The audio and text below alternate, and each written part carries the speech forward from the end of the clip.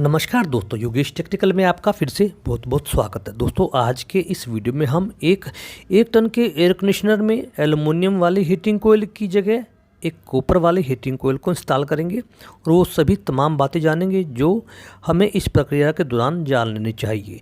और साथ साथ हम कंडेंसर के कार्य को और इसके प्रकार के बारे में भी जानेंगे, कंडेंसर कितने प्रकार के होते हैं। और मैं आपको यही बताऊंगा कि एल्युमिनियम वाली हीटिंग कोयल की जगह एक टन के एयर कंडीशनर में आपको कितने बैंड वाली कॉपर की हीटिंग कोयल लगानी चाहिए। अभी आप सामने देख रहे हैं, ये एक एल्युमिनियम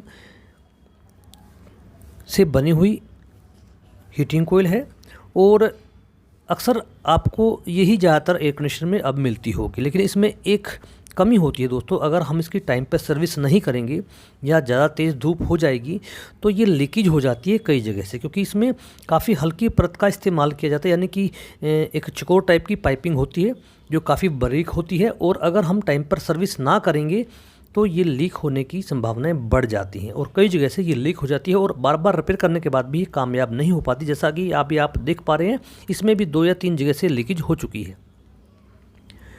तो इसकी जगह हमें एल्युमिनियम की बजाय कॉपर की हीटिंग कोयल का इस्तेमाल कर लेना चाहिए जब आप उसको दोबारा से लगा रहे हों। अभी आप सामने देखिए, ये एक कॉपर की ही हीटिंग कोयल है। इसके लिए आपको कुछ ज़्यादा नहीं करना है। शॉपकीपर के पास जाइए, उसे बोलिए मेरे को 1 टन के एयर कंडीशनर में कॉपर की हीटिंग कोयल लगानी है, तो वो आपको दे देगा। फिर भी मैं आपको बता दूंगा कि आपको लगभग कितने बैंड वाली हीटिंग कोयल का इस्तेमाल कर लेना चाहिए और वो सभी तमाम बातें जो आपको इसके इंस्टॉलेशन के दौरान जाननी चाहिए। सबसे पहले आप कॉपर वाली हीटिंग कोयल को आउटडोर में रख कर देखिए क्या उसके स्क्रू ठीक स्थानों पर मैच कर रहे हैं। लगभग अगर 4 स्क्रू हैं तो कम से कम 2 स्क्रू तो मैच करने चाहिए, 2 को हम दोबारा से समायोजित कर सकते हैं, इसलिए इन बातों का ध्यान आपको अवश्य रखना है।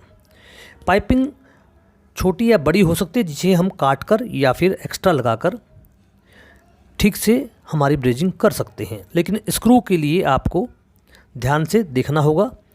फिट करने के बाद भी आपको कुछ बातें और देखनी होगी जो हम आगे बात करेंगे। इससे पहले मैं आपको बता देता हूं कि रेफ्रिजरेशन सिस्टम में जो हमारा कंडेंसर होता है, जिसे हम हीटिंग कोयल भी कहते हैं, एक महत्वपूर्ण कंपोनेंट होता है जिसका उपयोग दोस्तों खासकर रेफ्रिजरेशन में उच्च दबाव युक्त स्थान पर किया जाता है।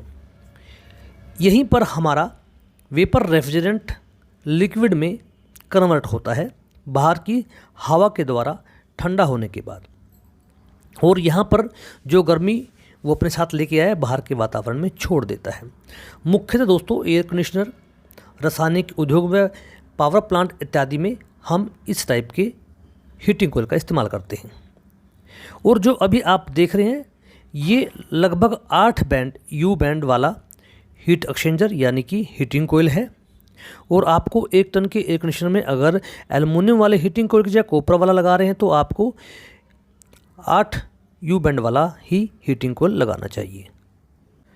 और इसको लगाते हुए जैसा मैंने आपको बताया कि आपके स्क्रू सही स्थान पर मैच कर जाने चाहिए और हीटिंग कोयल ज़्यादा कंप्रेसर के नज़दीक नहीं होना चाहिए और वो सभी कंपोनेंट जो हम हीटिंग कोयल को स्टेबल करने के लिए लगाते हैं वो भी ठीक प्रकार से सेट हो जाने चाहिए। इन सभी बातों को आपको ध्यान रखना है। हीटिंग कोयल लगाने से पहले अगर आपके एडजस्टमेंट ठीक नहीं हो पाई और आपने हीटिंग कोयल की फिन्स को मोड़ दिया तो दुकानदार भी वापस नहीं लेगा, इसलिए ध्यान से आपको इन सभी बातों का ख्याल रखना है। अब हम बात करते हैं बनावट के आधार पर। हीटिंग कोयल मुख्यतः लगभग 3 प्रकार के होते हैं दोस्तों। फिन टाइप कंडेंसर जैसा अभी आप देख रहे हैं, उसके बाद आता है एक प्लेट टाइप कंडेंसर यानी हीटिंग कोयल, और उसके बाद आता है एक बॉडी कंडेंसर। ये 3 प्रकार के बनावट के आधार पर हम इनका वर्गीकरण कर सकते हैं।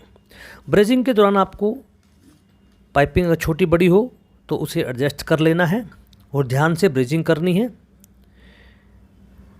ये आपको ध्यान रखना है कि आपकी ब्रेजिंग अच्छी प्रकार से हो, कोई भी लीकेज की संभावना ना रहे। कार्य के आधार पर हमारे जो ये हीटिंग कोयल यानी कंडेंसर होते हैं वो 3 प्रकार के होते हैं। एयर कूल्ड कंडेंसर जैसा अभी आप देख पा रहे हैं, उसके बाद वाटर कूल्ड कंडेंसर जो लगभग बड़े प्लांटों में इस्तेमाल किए जाते हैं, उसके बाद एपरेटिव टाइप कंडेंसर। ये कार्य के आधार पर हमारे 3 प्रकार के कंडेंसर होते हैं। उसके बाद दोस्तों जो ये कंडेंसर आप देख रहे हैं जिसे हम एयर कूल्ड कंडेंसर कहते हैं, इसके लाभ क्या है लेकिन इससे पहले आपको ध्यान रखना है, जब आप फिटिंग कर लें, सारी ब्रेजिंग कर लें, तो आपको देखना है कहीं से कोई कंप्रेशर की पाइप या कंप्रेशर हमारा हीटिंग कॉइल से सीधा टच तो नहीं हो रहा। अगर ऐसा हो रहा है तो आपको उसे ठीक करना है। कोई भी पाइप कंडेंसर से टच नहीं होनी चाहिए, नहीं तो वाइब्रेशन होकर वहाँ से वो लीकेज हो जाएगी, कंडेंसर भी आपका ख़राब हो सकता है। इसलिए इन बातों का ध्यान अवश्य रखिएगा फिटिंग करने के बाद। जो एयर कूल्ड टाइप कंडेंसर होते हैं दोस्तों, इनकी संरचना सरल होती है और ये अपेक्षाकृत अन्य कंडेंसर से सस्ते होते हैं और इनमें करेक्शन भी ज़्यादा नहीं होता और इनमें ज़्यादा पाइपिंग की आवश्यकता नहीं होती। इसलिए ज़्यादातर हम डोमेस्टिक उपकरणों में एयर कूल्ड कंडेंसर का इस्तेमाल करते हैं। सब कार्य करने के बाद आपको बाहर का आवरण यानी इसका कवर फिट करके देखना है, कहीं से फिटिंग में कोई दिक्कत तो नहीं आ रही, और उसके बाद आपका ये सारा कार्य फाइनल हो जाएगा। वीडियो को लाइक और शेयर अवश्य कर दीजिएगा, चैनल को सब्सक्राइब करना मत भूलिएगा और आपको मेरे को फेसबुक पर भी अवश्य फॉलो कीजिए। धन्यवाद दोस्तों।